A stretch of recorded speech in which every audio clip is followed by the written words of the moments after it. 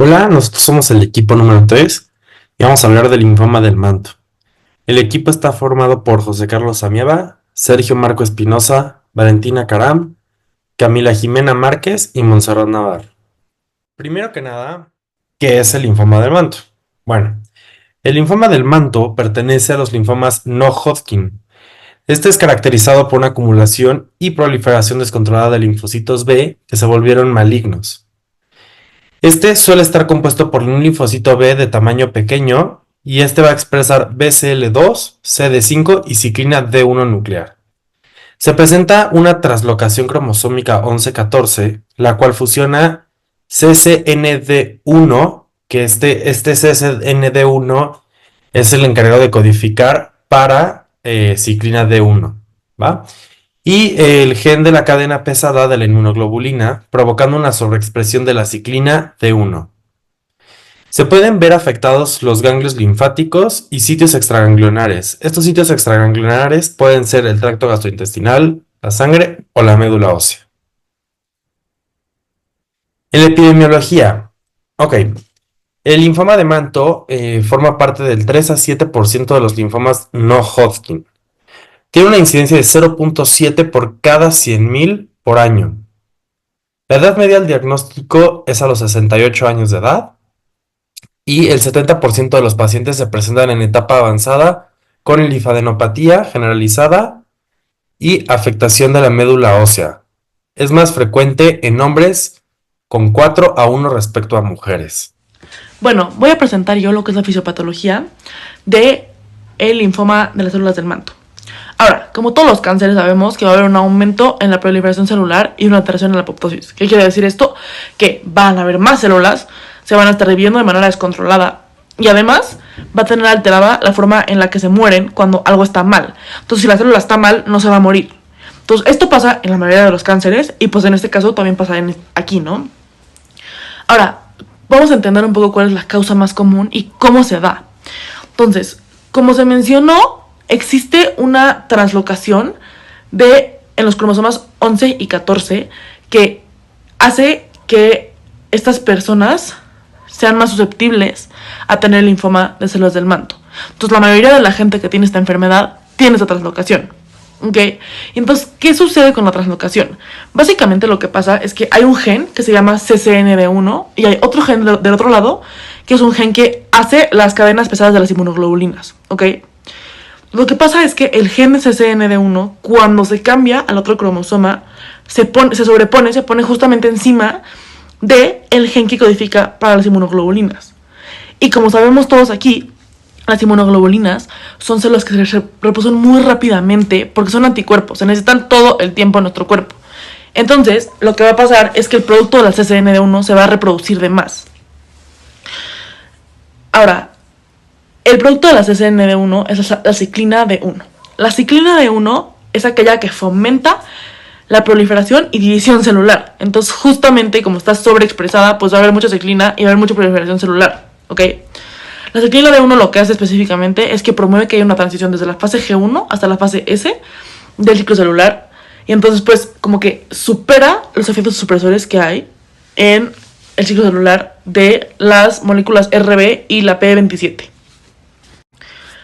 Posteriormente, existen también algunas variables en las que va a tener alterada la ciclina D2 o D3, pero es más común la D1, que es la que ayuda a la proliferación celular mucho más rápido. Y adicionalmente, hay veces que BCL2 está sobreexpresado. BCL2 es aquel que inhibe la apoptosis, entonces si está sobreexpresado, no va a haber apoptosis para nada. Ahora vamos a pasar a explicar un poco sobre cómo se manifiesta la enfermedad, qué es lo que vamos a ver en los pacientes, cuáles son los síntomas, etcétera, ¿no?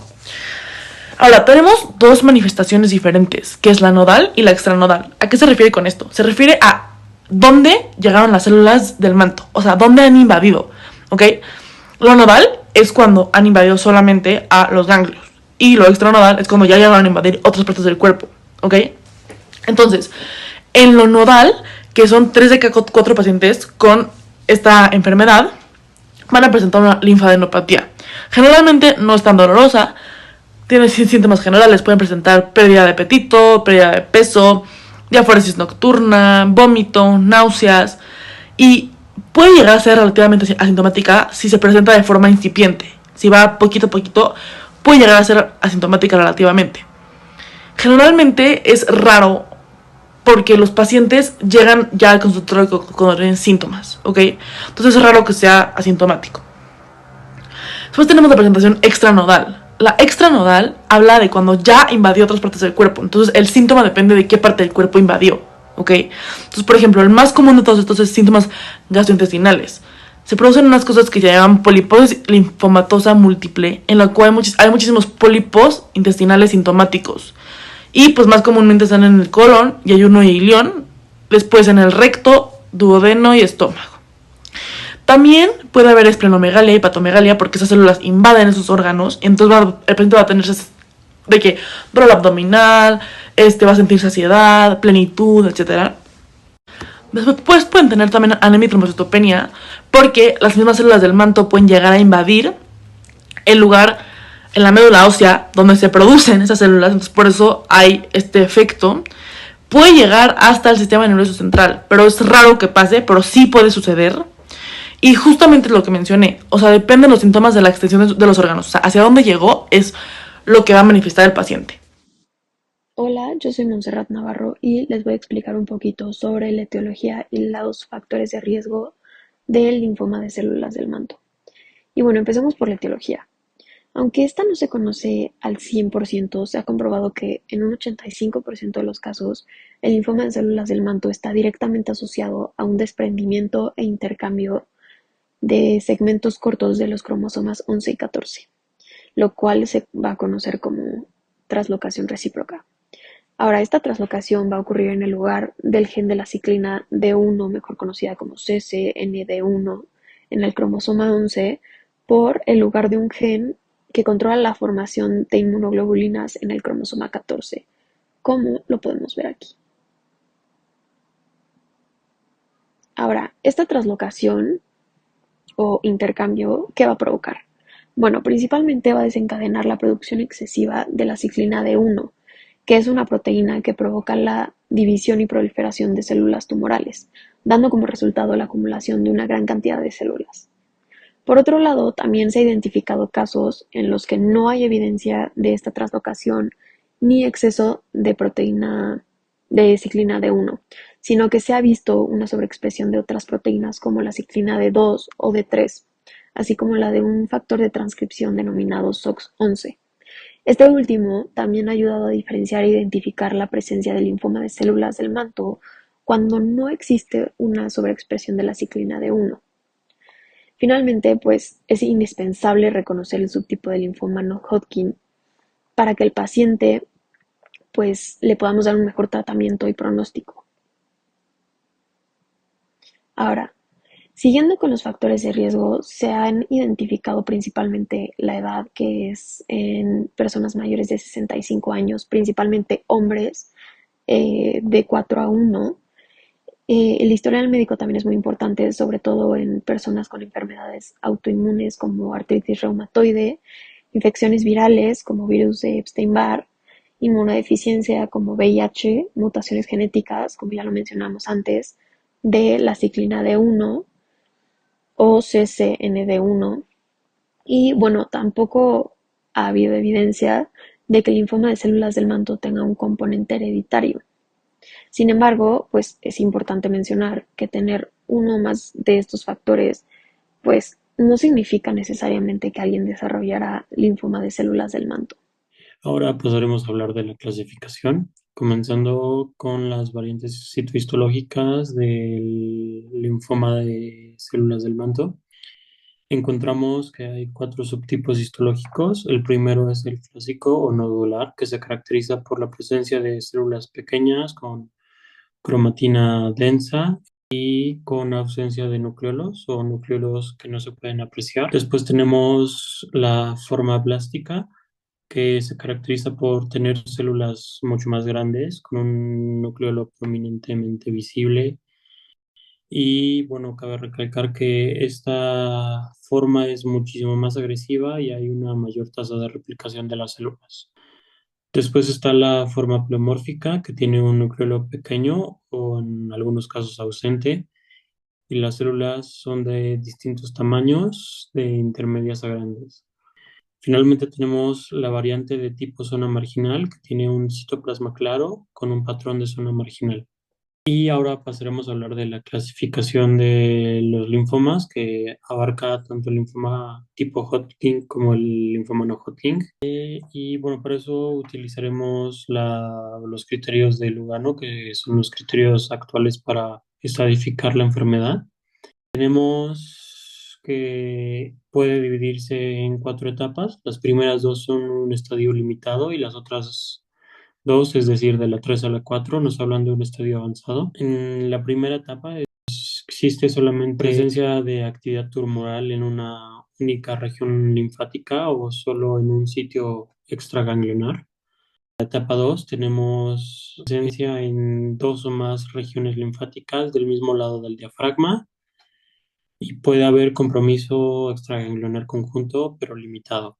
Dentro de la etapa 2 también tenemos la etapa 2 voluminosa, que se caracteriza por la presencia de un solo nódulo con un tamaño mayor a 10 centímetros. Después tenemos la etapa 3, que es en los ganglios linfáticos, el vaso o ambos, y es en ambos lados del diafragma. Finalmente tenemos la etapa 4, donde hay compromiso extraganglionar y puede haber metástasis ósea, en el hígado, en pulmones y en el tracto gastrointestinal. Ahora vamos a mencionar los estudios de laboratorio e imagen necesarios para realizar el diagnóstico, comenzando por la historia clínica y la exploración física, que son 2 pasos imprescindibles para llegar al diagnóstico de cualquier enfermedad. Y en este caso vamos a recordar un poco lo que se mencionó previamente, que es que esta es una enfermedad con mayor prevalencia en hombres de mediana y avanzada edad, por lo que esto sería un dato importante al considerar el diagnóstico de esta enfermedad. Asimismo, la exploración física es necesaria y de un valor incalculable para diagnosticar esta enfermedad, ya que dentro de las manifestaciones clínicas que se pueden presentar en el paciente con leucemia de células del manto es la presencia de hepato y esplenomegalia, así como la presencia de pólipos intestinales. Y también sería muy importante realizar una correcta inspección de los ganglios linfáticos, específicamente los que conforman el anillo de Waldeyer. Hablando de los estudios que necesitaríamos para diagnosticar a un paciente, no todos van a ser necesarios y esto va a ser a consideración del médico y conforme a las características que presente cada caso, pero en todo caso necesitaríamos realizar una biopsia por aspiración con aguja fina. Esta se va a hacer del ganglio que presente los signos de malignidad y pues a través del estudio histopatológico de este vamos a poder determinar todas las características de malignidad y todos los cambios celulares que caracterizan una neoplasia o un proceso neoplásico. Asimismo, en esta enfermedad uno de los principales recursos que vamos a contar para el diagnóstico es la citometría de flujo y el inmunofenotipo. En la citometría de flujo vamos a poder detectar marcadores tumorales. Específicamente para esta enfermedad buscaríamos el SOX11. El SOX11 se encuentra elevado alrededor del 90% de todos los casos de esta enfermedad. Y dentro del inmunofenotipo nos sirve para 2 cosas. La primera es para diferenciarla de otros diagnósticos, como lo sería la leucemia linfocítica crónica o la leucemia nodular, ya que los marcadores de membrana específicos para este tipo de leucemia pues nos van a poder determinar justo su origen y también su pronóstico y tratamiento. En el caso específico de este tipo de leucemia, los marcadores que encontraríamos son CD5 positivo, CD20 positivo, BLC2 positivo, CD43 positivo, y lo encontraríamos negativo para CD23, CD10 y BCL2. También sería importante dentro del inmunofenotipo identificar el CCD1, que codifica para la ciclina 1. Y bueno, este sería nuestro gold standard para poder identificar este tipo de leucemia, ya que pues el principal mecanismo de patogenicidad de esta enfermedad es justo el aumento de la expresión de la ciclina 1.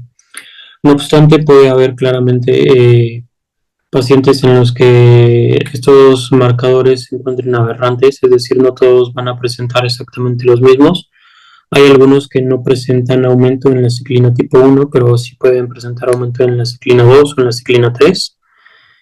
Y hay algunos que no presentan marcadores de membrana CD5 positivos.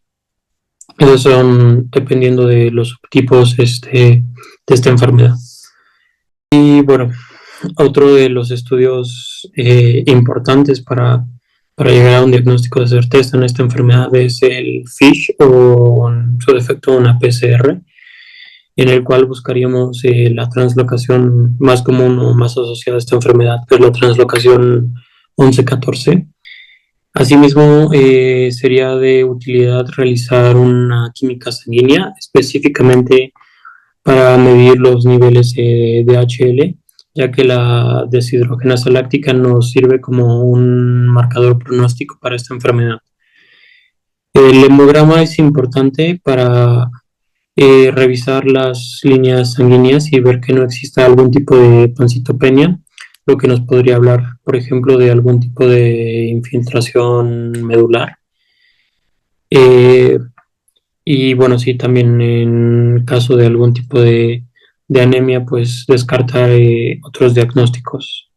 Los estudios de imagen necesarios para esta enfermedad serían la tomografía computarizada y asimismo la tomografía por emisión de positrones, que nos van a poder permitir ver la actividad tumoral y dónde se encuentran localizadas para así poder determinar y estadificar correctamente la enfermedad. Como mencionaba, también es importante realizar estudios conforme a las características clínicas del paciente y en pacientes que presenten signos de alteraciones del estado neurológico es importante realizar punciones lumbares y exámenes del líquido cefalorraquídeo para ver cualquier tipo de infiltración en el sistema nervioso. También se recomienda realizar el examen de líquido cefalorraquídeo cuando el índice KI67 o KIEL67 se encuentra elevado porque es un indicador de mal pronóstico para esta enfermedad. Bueno, ahora para hablar sobre el tratamiento de la enfermedad, podemos hablar específicamente de la forma clásica, también conocida como la agresiva, que es la que más comúnmente se presenta en los pacientes. Y el tratamiento que se va a dar en este caso va a depender según el estado y la puntuación pronóstica del paciente, que ahorita más adelante vamos a hablar específicamente en qué está basada esta puntuación pronóstica. Y bueno, lo que más común se utiliza es el régimen también conocido como R-CHOP, que está basado en rituximab, que es un anticuerpo monoclonal, y los otros medicamentos que son la ciclofosfamida, hidroxidauromicina, vincristina y prednisona. Y este tema del rituximab, siendo el anticuerpo monoclonal, es un componente clave para este tipo de terapias oncológicas, ya que se ha visto en distintos estudios que es la clave para que la respuesta inicial del tratamiento sea adecuada, a comparación de aquellos que solamente reciben la quimioterapia. Y bueno, en cuanto a otras personas que pueden padecer la enfermedad y que van a variar con el tratamiento, están los jóvenes que se clasifican con un buen estado físico. Y estos son pacientes que van a ser candidatos al trasplante autólogo de células madres hematopoyéticas. Y esto va a ser a fin de que se pueda mejorar la respuesta a la terapia de inducción y que igualmente se pueda prolongar la remisión de la enfermedad. Y este trasplante se ha visto que es más eficaz cuando se usa directamente como terapia inicial, más que como un segundo plan de tratamiento una vez que otros no funcionan. Y bueno, este tratamiento se utiliza posterior a que antes se dé un tratamiento con la citarabina, Entonces se va a dar quimioterapia a base de citarabina de forma intensiva y posterior a esto es que ya se realizaría la cirugía de trasplante. Por otro lado, se encuentran también los pacientes de mayor edad, pero que igualmente tienen un buen estado físico. Y igualmente son pacientes que no tienen enfermedades coexistentes de importancia, pero lo que lo diferencia además de la edad con los pacientes jóvenes es que por alguna razón u otra es que no fueron candidatos al trasplante autólogo. Entonces, el régimen que se va a recomendar con estos pacientes se conoce como B más R y está basado en bendamustina y igualmente rituximab. Y incluso se recomienda, bueno, por más que el más utilizado sea el R-CHOP, en estos pacientes y en varios otros tipos de pacientes, como de edades más avanzadas o con otras comorbilidades que se tenga que dar tratamientos menos intensos, se recomienda dar este tratamiento, este régimen B más R, ya que se ha visto que tiene una mayor eficacia y una menor toxicidad a comparación. Y bueno, también existe eh, la etapa uno o también conocida como limitada. Y esta es una enfermedad, bueno, una presentación de la enfermedad muy, muy rara, que solo se llega a presentar en aproximadamente menos de un quinto de los pacientes con linfoma de células del manto.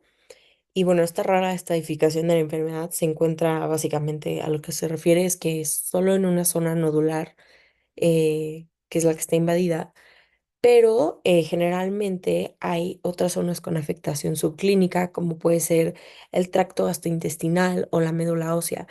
Y lo que procede en estos antes que nada es que se hagan estudios de endoscopia y colonoscopia para verificar el aspecto gastrointestinal y también se puede realizar un aspirado de médula ósea justo para verificar cuál es el estado de la médula ósea en cuanto a invasión. Luego se tiene el linfoma de células del manto, pero de tipo indolente. Y este es una presentación usualmente asintomática, justo como dice su nombre, no dolorosa.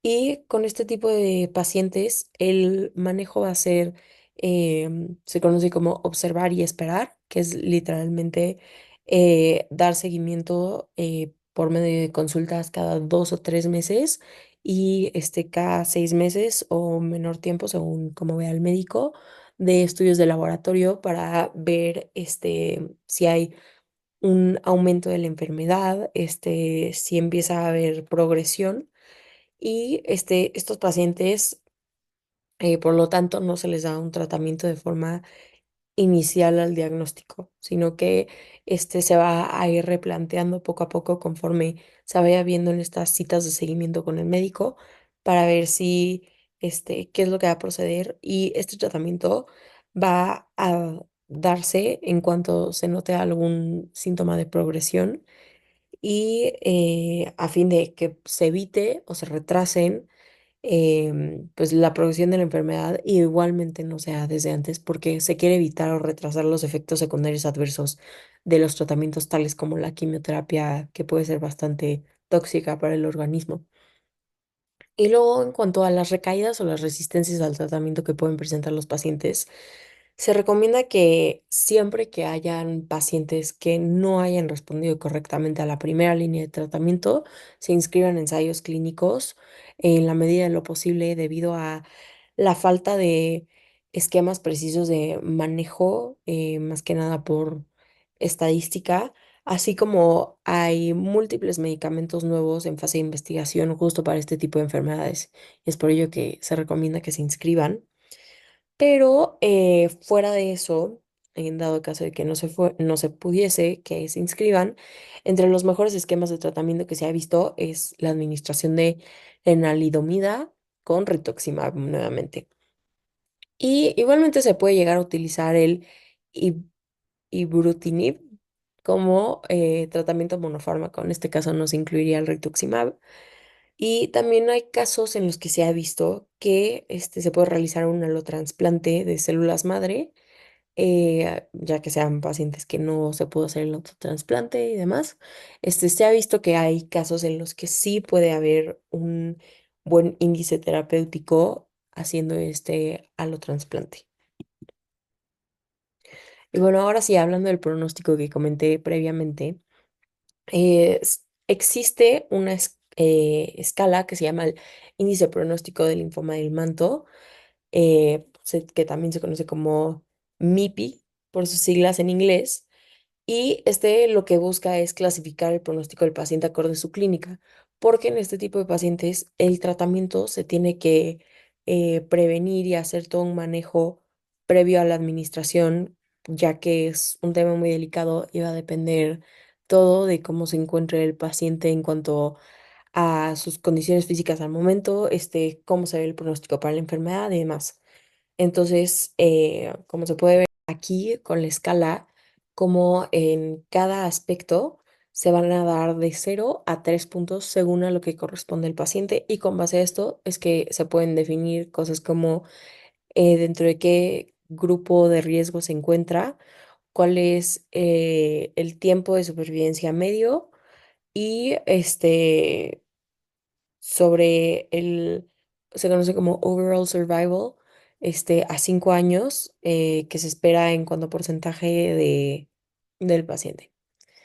Y bueno, primero que nada se considera la edad de diagnóstico del paciente y luego se considera dice ECOG Performance Status, que se refiere, como dice aquí, no sé si ven mi cursor, al Eastern Cooperative Oncology Group, que habla básicamente sobre distintos temas de si el paciente va a poder cuidarse a sí mismo al momento de darlo de alta, y pues si considera todo tipo de factores del estilo.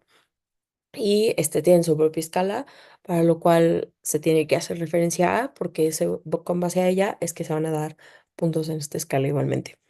Y luego, en esta columna, se trata de la deshidrogenasa láctica, la relación que hay entre el valor que tenga el paciente contra el límite superior de los valores normales. Entonces, acorde al rango, no, acorde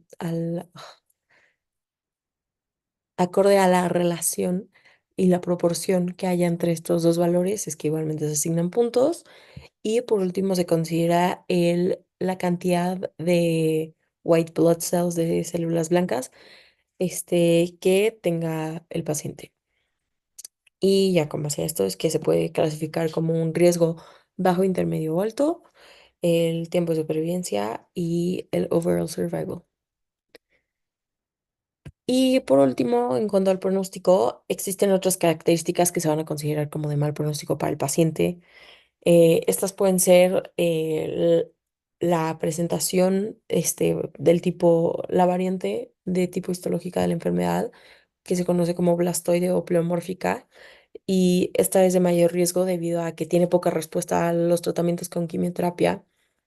Y han habido estudios en los que se ha visto que el 88% de los pacientes mínimo progresan rápidamente a una invasión sistémica completa de la enfermedad, empeorando la supervivencia primero. Y igualmente los pacientes con mutaciones en TP53 o que tengan una alta expresión de P53, además de tener reducida su tasa de supervivencia, también tienen mayores probabilidades de reincidencia de la enfermedad. Para finalizar, nuestra conclusión es que el linfoma de células del manto es una enfermedad que es bastante agresiva y que forma parte del 7% de los linfomas no Hodgkin.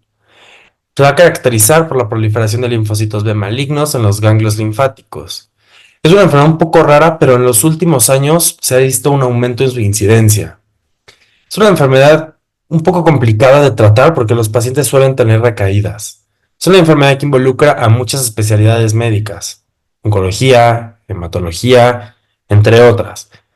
Y bueno, es indispensable conocer acerca de esta enfermedad porque aunque sea una enfermedad rara, a cualquier persona le puede pasar en el momento menos esperado.